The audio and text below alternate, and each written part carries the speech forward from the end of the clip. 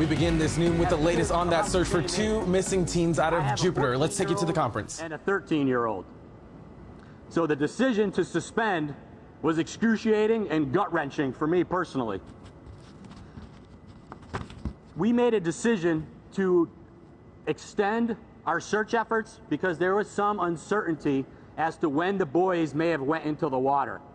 From Friday when they left Jupiter to Sunday when we found that capsized boat.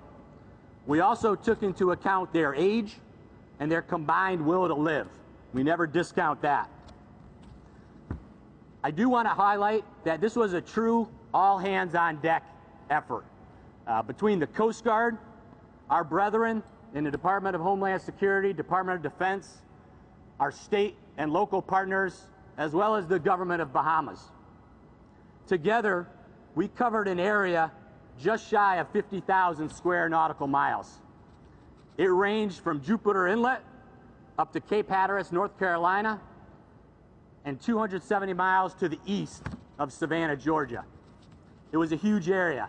And because we had multiple assets searching simultaneously, we conducted 30 days of searching within this 8-day window. I know those statistics will not ease the pain of the families. I appreciate that. But I hope at some point in the future, they can take solace from the fact that hundreds of people searched thousands of miles because we were desperately committed to try to find Austin and Perry. That is my hope. I can take a few questions. From NBC News, believe this case gives fuel to perhaps requiring private vessels when they go out into the Atlantic or Pacific, be required to have e-birds on board, and if not, why? Yeah. There's currently no federal regulations for an age limit on people going to sea. We encourage all mariners to be safe when they go out there because the marine environment can be potentially dangerous, but there's no efforts now. We highly recommend all mariners utilize EPIRBs, electronic position indicating radio beacon. It's the best way to help us find you if you are in some type of emergency at sea. But do you believe this is a moment to require them so that boats have them? Yeah. We recommend all boaters use that. Use those EPIRBs. Captain, can you get into the details of how you adapted your search as the day went on? Yeah. How you changed the tactics? I'm sure there's a lot of Definitely. I've heard it described as art and science. Yep. Tell us how that works. Yeah. So when they left Jupiter Inlet on Friday, we started our search efforts immediately at about 5 o'clock on Friday afternoon. Started saturating the area with what we knew at that time. The biggest consideration was the Gulf Stream. The Gulf Stream runs from the south to the north at about 3.5 knots.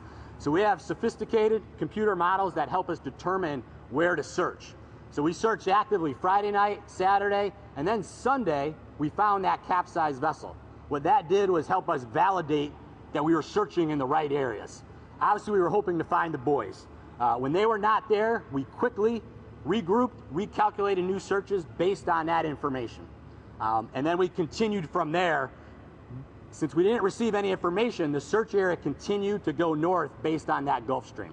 But I can tell you, each search that is planned, the Coast Guard executed 66 different searches. Each one was planned based on the impacts and the effect of the previous one. Kevin, what's your best guess assessment of what happened to you? I know they left the inlet and then what? Yeah. Yeah. Put together. Right. What we know on Friday, I think most of you know, there was a pretty significant squall that came through Friday afternoon. So that was a potential for them to either get caught in that squall, and whether they were just disabled and drifting, or maybe they capsized at that point, we don't know. And that's why the uncertainty between when they entered the water was between Friday, when that squall came through, and Sunday, when we found a capsized vessel.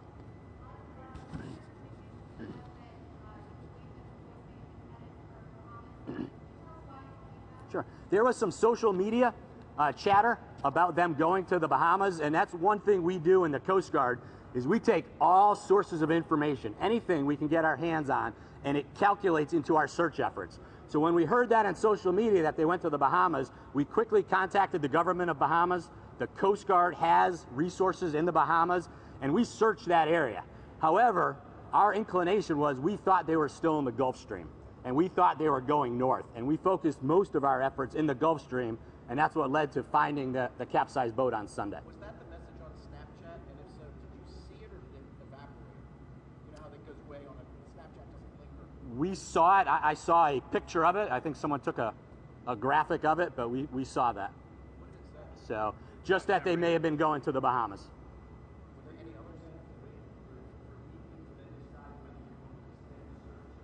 others? I couldn't hear you.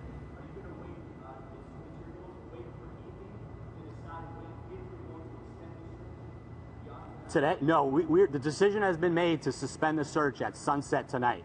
What suspension means is the case is not closed. If we have any new information that comes to light in the days, weeks, months ahead, we can reopen the case. But we will stop actively searching at sunset tonight. What could happen in the future? Reporting maybe something else from the boat that was recovered, anything that could be linked to the boys, we would certainly take that into consideration.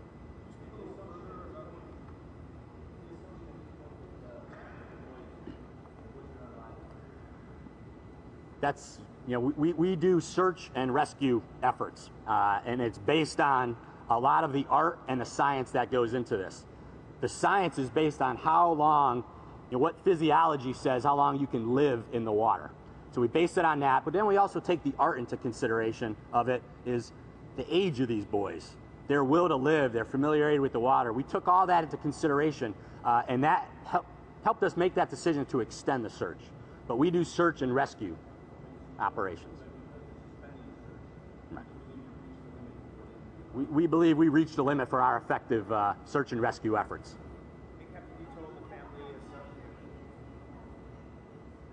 The money never came into the equation. My focus entirely was on trying to find these two boys. We are budgeted to do search and rescue. I never asked anybody about how much this would cost. I used all the resources that we had available to us. I know our federal and state partners, they were going at this with everything they had as well. So money did not come into play. We met with the families on Wednesday, and as a courtesy to them, we told them we would suspend the search at sunset on Friday. But as a courtesy to them, we were not going to make that announcement public. They are going through a traumatic time. So obviously that you know, kind of put another hammer onto them. But we wanted to be upfront with them. We've been in contact with them throughout this case from when it started. Multiple times a day we've talked to them and told them what we're doing, what we intend to do, and we owed it to them to let them know when we plan to suspend the search. Any other questions? 2 more questions.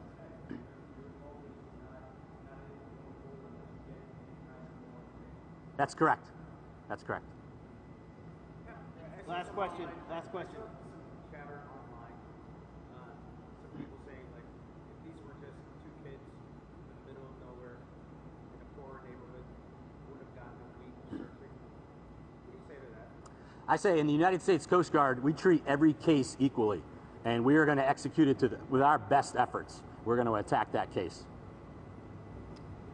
Thank you all very much. Thank you. You can get with my staff after for any follow-up questions. Thank you all.